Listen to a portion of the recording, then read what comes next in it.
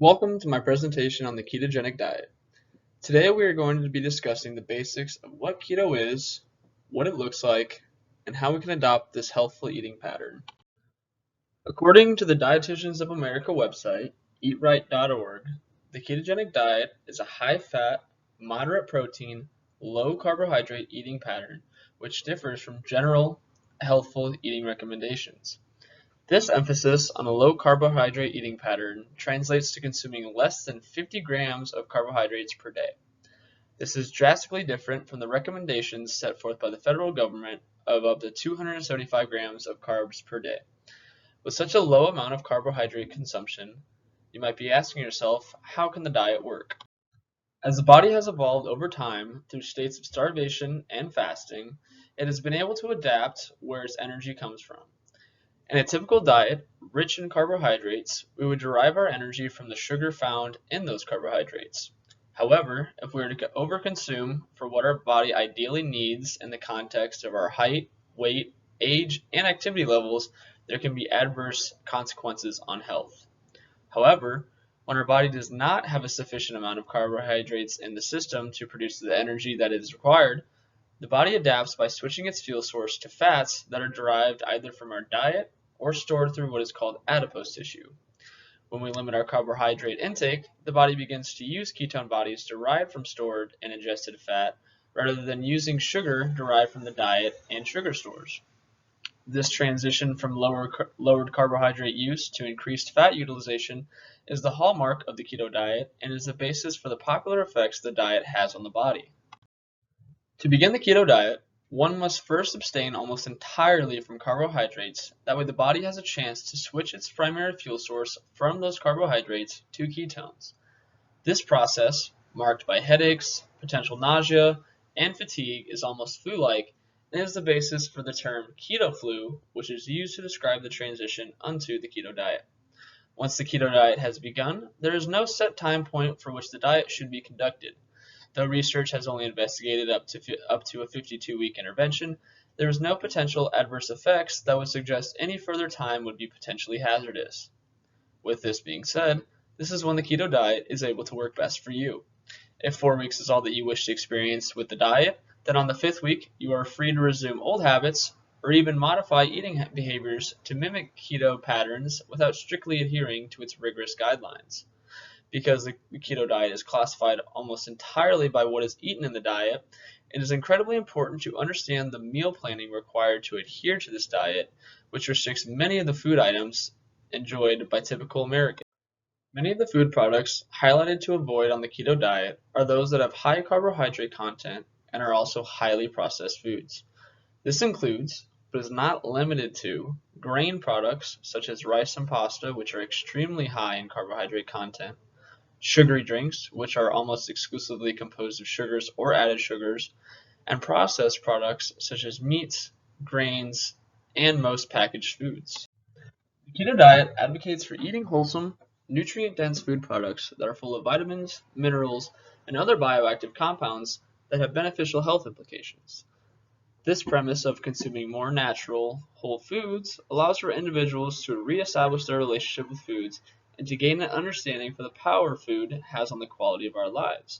Some of the foods highlighted in the keto diet are the whole foods like I mentioned before, that include vegetables, fruits, and potentially some nuts, fats, which provide a majority of the fat content on the diet, and proteins, which also provide many of the missing calories that would otherwise come from carbohydrates. As we move forward, we're going to be highlighting the key factors of the diet, namely the foods that constitute the meals that enforce keto guidelines. While a new diet, and especially new food items, can be daunting, it is important to understand that we all come from different understandings of the world and ourselves. And with this, we are able to learn and provide for our health in a new way each and every day. Starting off with our first vegetable, the mushroom, we're going to be using a chef's knife today. A chef's knife, got a long blade, a nice handle. You want to be able to grip the blade all 4 fingers around with the index finger on the blade itself. We're going to be sure to cut away from the body, making nice 1/4 inch slices as we go along.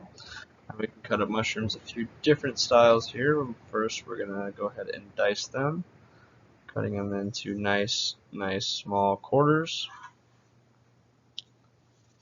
Up next, we're going to slice them long ways in case you want a little bit of an extra texture for your bite.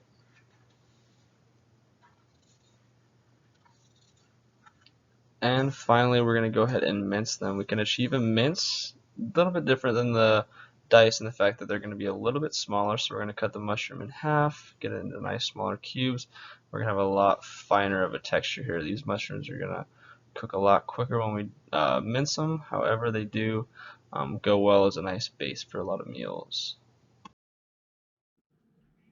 For our second vegetable here, for our meal, we're going to be using broccoli to prepare in our saute dish. Now we can actually use the entire portion of the broccoli stalk here, so we can choose to cut wherever we'd like, setting aside the portion that we don't think we're going to be using, and just getting at these broccoli florets, breaking down the stalk as much as we can, a little bit more here, and then just cutting down the florets to make them as small or as large as we possibly want for our dish. Typically we want to try to separate the florets when we're sauteing. That way you can get a nice even cook, and we can also actually just pull these broccoli florets just right apart. Don't feel obligated to cut them off unless you find a little extra stalk like we got right here. You can just cut that right off, toss it to the side, and it'll be good to go. Now that our mushrooms and broccoli are nice and cut up and ready to be sauteed, we can go ahead and grab a skillet. It depends on the size of how many vegetables you're going to be using, but tonight I'm going to be using about a medium-sized skillet. I'm going to go ahead and use medium heat, usually on a numbered stovetop. That's anywhere from maybe like a 4 to a 5 or so. We're going to want to melt about a tablespoon and a half of butter into the pan. Go ahead and let that melt. Then we're going to toss in our mushrooms and our broccoli, and we're going to go ahead and let them just sit. And we're going to stir them up about every minute or so that we can get them nice and glazed in that butter. They can get a nice saute on them, nice browning through the heating of that butter. That'll help break down the cell walls of those vegetables and allow for a little bit of more tender bites. As you can see, we add here a little bit of seasoning here, a little bit of paprika. We can also add a little bit of salt. That's definitely just up to your own discretion. Get a little bit of garlic salt in here as well. These are just some of my personal favorites that I like to use on my vegetables, and feel free to mix it up. That's what kind of makes cooking fun and allows you to add your own little personal flair to each dish.